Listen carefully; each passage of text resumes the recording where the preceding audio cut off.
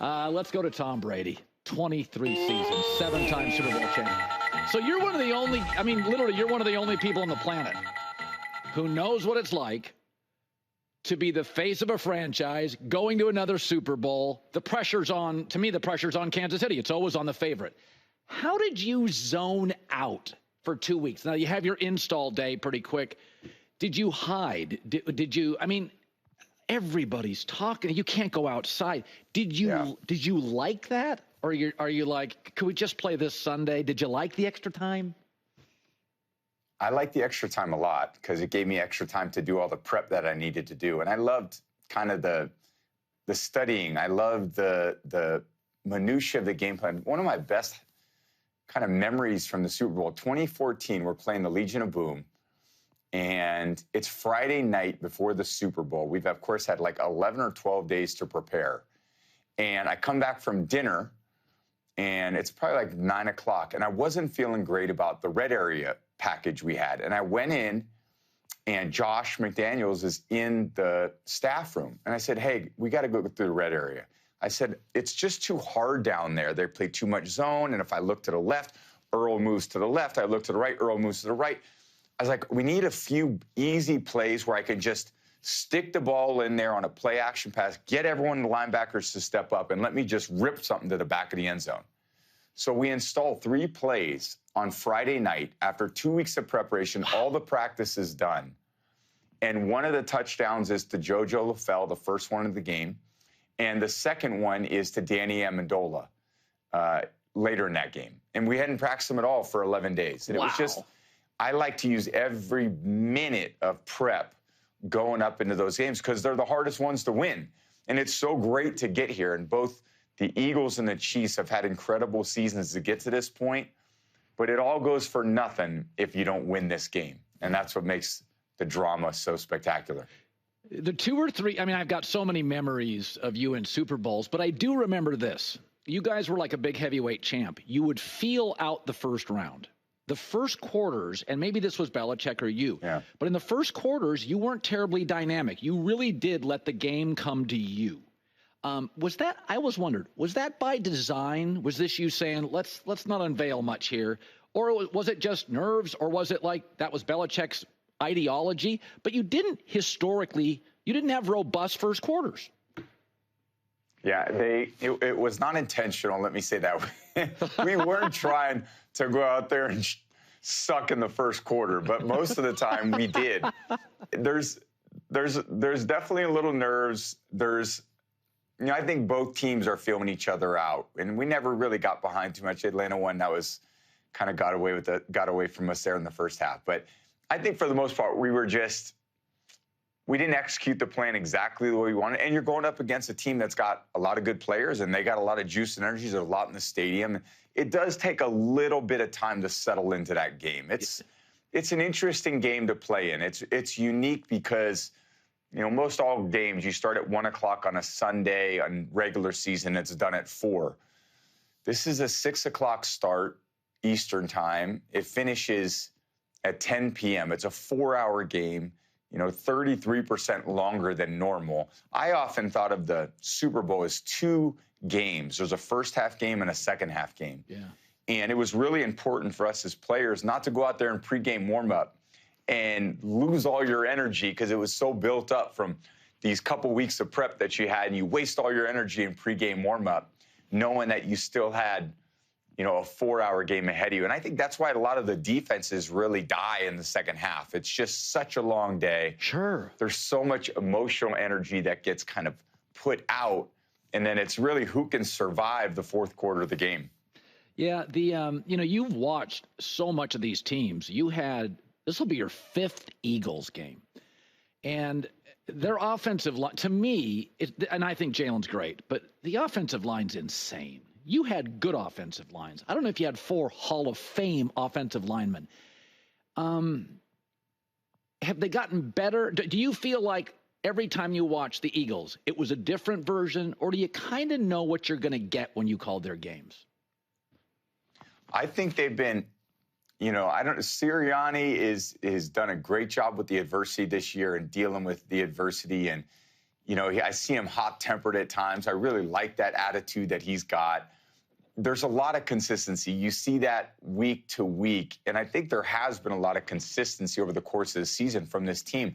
When I think they're really unstoppable is when Jalen Hurts is playing in rhythm in the pass game. Because I look at that defense, the secondary's been consistent. They've been great all year. Fangio scheme. Zach Bond's been as consistent as anybody. That D-line, Jalen Carter, Sweat, Jordan Davis, Milton Williams, those guys are consistent. So the entire defense is consistent. The running game's been there all year. That's consistent. A.J. Brown getting open man coverage and Devontae Smith, that's consistent. Goddard getting open, that's consistent. The line blocking well, that's consistent. When they can string a consistent rhythmic passing game together, I think they're pretty unstoppable. Yeah. There was a moment last night, and I've talked about this. I think Drew Brees and you were really good at this, and I think Mahomes is. And this is not a knock on anybody, but it's so much of what you did as a quarterback was to avoid mayhem. It wasn't always the over-the-top plays. It was you just got them out of trouble. I always say this about the great presidents. It's not always their policy. It's being ahead of a potential problem. That's what a good CEO does. And on that blitz, yeah, always. When Spags brings the corner blitz, listen, nobody saw it coming. Would you, I don't want to compare you to anything, but is that hard to identify, or is that a quarterback's responsibility? Because corner blitzes, Tom, they may happen once every 2 weeks. It's rare. So I saw that play and I thought, Josh has kind of got to see that. Or am I being a sports guy who just doesn't get it? Okay, so it's a great question. And this speaks to a lot of things you and I have talked about over this last year. And unless a quarterback has total operational control of what he's doing, it's going to be very hard against the Spagnuolo defense because Spags is going to put so much pressure on the protections and on the offensive line and on the quarterback to sort things out after the snap, because some things look a bit unconventional. They're all on the right and they come to the left. They're all on the left and they come from the right. And everyone's spinning the defense at the snap of the ball. And it gets very difficult for the quarterback if you're not anticipating where the problems might be. And you may get lucky every once in a while to make a play work, but I just remember the Super Bowl I played against Spags when I was at the Bucks late in the career. And I felt like I had studied so much film for 2 weeks. There was really no blitz he could use that I wasn't going to be prepared for. Yeah. And when something looked a little funky based on my film study, I had an answer for it. And I had tried to have answers to his pressures. But that took a veteran quarterback who had a great understanding of the protections, who could apply a lot of different tools to get it protected. And then I was able to go out there and play with a lot of confidence. But again, this is, blitzing in the NFL now has been very effective. I don't think many quarterbacks have understandings of protections. I don't think we're allowing them to develop, and that now they're kind of learning on the fly. And it's a rough place to learn out there on the playing field against a team that has as many talented players as the Chiefs. Yeah. It's funny. I think the story of this game is Reed and Mahomes and Spags against the green wall of talent. And Philadelphia is a little like that Seahawk team you faced. I remember that because I'm from the Pacific Northwest. And everybody thought I was a Patriot homer and a Brady homer. My entire time, I've always been like Brady homer guy, which is not a bad guy to be a homer for. And I said, I got to be honest, I don't know if they can beat Seattle. I don't think. When you go and Mahomes is going to face a Philadelphia team, Tom, they may have 9 Hall of Famers. I mean, Jalen Carter looks like, and that Seahawk team was insane. Go back to that game. Did you ever privately say to yourself, I don't know if we have the dudes for that? I mean, they are. Did you ever? You wouldn't say it publicly, but what was your mindset like Mahomes this week when he watches film and goes, they don't have a hole. They don't have a weakness. How did you think about Seattle? Yeah. Well, that's a great example. That defense was stacked from the pass rush to the backers to the secondary to the scheme. And not only that, offensively, they had, Marshawn, a young Russell playing great, dynamic guys in the pass game. And it took all of us to win. And I think when I look at this game, if you're going to beat the Chiefs, it has to be the ultimate complementary game, because you could score to take the lead with 45 seconds left in the game and give the ball back to Patrick in that offense. And the whole world believes that Patrick, including himself and including the defense he's going against, that he's going to drive right down the field and score and take the lead again. So it's like how Buffalo beat them in the regular season. Buffalo was aggressive, even though they were up 2 points to, take the ball and go for it on that, 4th and 2. And Josh made a great play and scrambled in for the touchdown.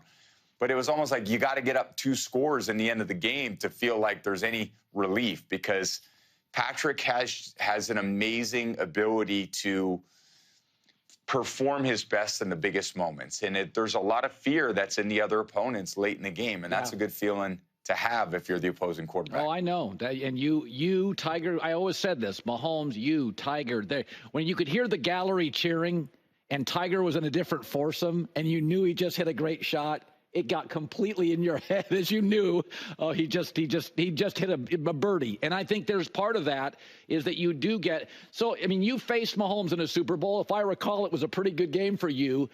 Did you go into that game thinking, guys, we got to score blank? I mean, you got in everybody's else. You spent a career getting in everybody else's head. Were you aware of Mahomes? Yeah. And was there discussion that week on, fellas, we can't even give him 13 seconds here? That kind of thing. So, yeah, and we played them in 2018 in the AFC Championship game. They were a high-flying offense, Tyreek, and we played a great kind of first half of football in Kansas City, and they come storming back, like, in the second half and take the lead. It was almost like it evaporated. Now, that was a very different offense than they have now. When we beat them in the Super Bowl a few years ago, 3 years ago now, we played a great complementary game. We played really well on offense. Defense played the best game they had played all season. They were struggling in pass protection. I thought our defensive line's ability to get after him and all the blitz schemes that Coach Bowles came up with were really exceptional. But to me, it took a great team effort. And that's the only way you're going to beat a great Chiefs team. Now, the Eagles have the team to do it. I mean, that's why I'm so excited about calling this game, because it's, to me, the two teams that have been consistently great all season long that are in this game, which is exactly how it should be. And the outcome of this game is going to be determined by a few plays, and no one knows which plays those are going to be. That's why you got to be on it from the moment that you walk into the stadium. This is a great matchup for a lot of reasons. There's a lot of stars, there's champions, there's coaches, there's tremendous scheme, and then there's tremendous players that have played well under pressure. And it all kind of culminates in this great performance, played out in front of the whole world. And all these players that get to be involved in it, this is a highlight of their life. And it's going to be a highlight of my life being there to call the game. I want to talk about this, because when you and Belichick were in the middle of your dynasty, he hard coaches you, he calls you out, he's rough. That's part of the culture. But since you've gone your separate ways, he's like a soft serve vanilla ice cream. He's a cream puff now. All he does is he's a teddy bear. And he said yesterday, he's like, you know what, just call the Lombardi Trophy the Brady Trophy. I remember a piece of video when he gave you the game ball. It was near your end in New England. And we made fun of it on the air. I said, that was so hard for Bill. I said he was so uncomfortable. But I kind of got it, Tom. I understood it. It was the culture. It's the reality. It's like sometimes you have to be a tough parent when you're a dad, right? And it pains you. Is when you look at Belichick and you now, is there a warmth now that maybe wasn't possible when you're in the middle of a dynasty? Well, there's an intensity to our jobs naturally that, I mean, look, we always had a great relationship. We still do. And I know there was a lot of things later in my career that people would say, or to try to create division. I think there was always a great respect for each other. And I always saw him as someone that I was trying to please out there as my coach. And I wanted to be the best I could be for the team. And he was always trying to deliver for our team in the role that he was in.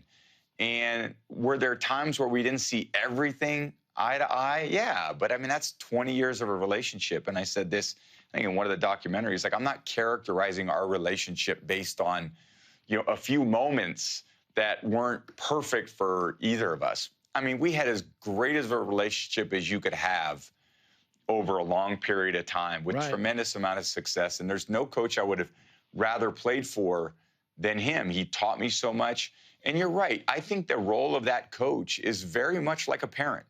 If you're not performing well and your grades are below standard, you got to tell your kids that. And if they're putting forth the effort, you got to tell them that too. And you got to teach them and you got to develop them and you got to be there. And there's a sophistication to being a parent, and a good parent at that, expecting that. A lot of these young kids today, they don't know what the right ways to do things are. And you know what? Sometimes to have a little bit of fear in people is a good thing. Yeah. People should have to wake up and go, oh, God, I got to do a good job today or else. And I think that's very motivating. I think we're in a culture now where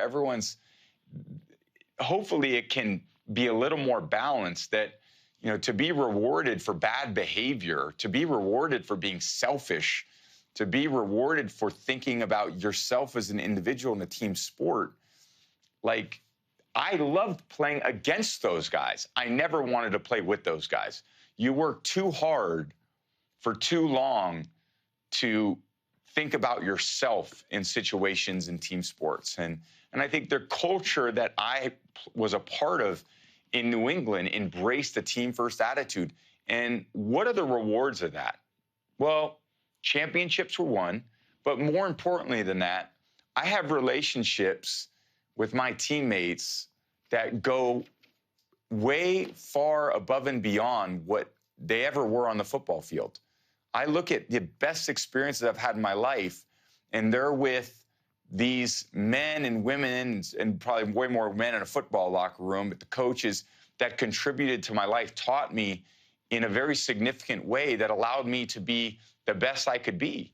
And that's what team sports are about. That's what shared experience is about. That's what relationships are about. That's what ultimately the meaning of life is about. And we formed that bond under an intensity about what we were trying to do. And we got to do something we loved to do, which was play football. Yeah. So I have looked back on those moments as the best moments in my life outside of being a parent, as the things that have shaped me into who I am today. And if I do anything in football, and I'm going to be involved in football for a long time, it's going to be to give back in the same way. And there's no, I am who I am at this point. I'm going to do things a similar way. I always want to contribute to other people's goals and to help them achieve what they want to accomplish. Yeah. So Tom's going to be with me next Friday in New Orleans, a city that it's hard to go to bed. Go. It's hard to go to bed early in New Orleans. I'll somehow make it. You don't have the responsibility, Tom. You can have, you can go out and have a couple extra oysters in New Orleans now. Good. First time you can ever. Hey, no Aaron. Yeah, no Aaron Donald trying to hunt me down. This preparation's way easier. No Legion of Boom I was getting for. I could be looking at where the best beignets in New Orleans are, or what a hurricane is, be down on Bourbon Street with you, but it'd be quite a different Super Bowl prep this time around than the last time. Love seeing you again, my man. We'll see you next Friday, Tom. Thanks, Colin. Good to see you, man. Hi, everybody. It's me, Uncle Colin. Subscribe here to get the latest from the herd, including exclusive behind-the-scenes videos and more, wherever you may be, however you may be watching. Thanks again for making us part of your day.